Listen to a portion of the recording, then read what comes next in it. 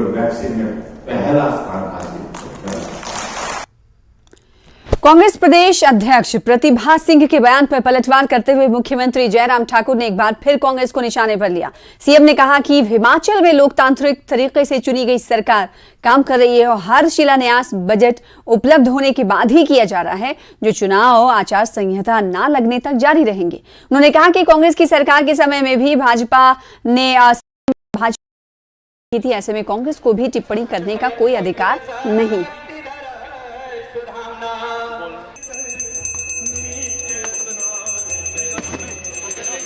हिमाचल प्रदेश में चुनी हुई लोकतांत्रिक व्यवस्था के अनुरूप सरकार है और केंद्र में भी सरकार है, और जब तक चुनाव आचार संहिता लागू नहीं होती तब तक सरकार के कार्यक्रम न रोके जा सकते हैं, न संवैधानिक दृष्टि से रोके जा सकते हैं और ना ही रोकने की ज़रूरत है। उनको अच्छी तरह से मालूम होना चाहिए कि जब उनकी सरकार थी हिमाचल प्रदेश में, अंतिम दिन तक किस प्रकार से सरकार के कार्यक्रम चलते रहे। हमने तो कोई टिप्पणी नहीं की उस पर।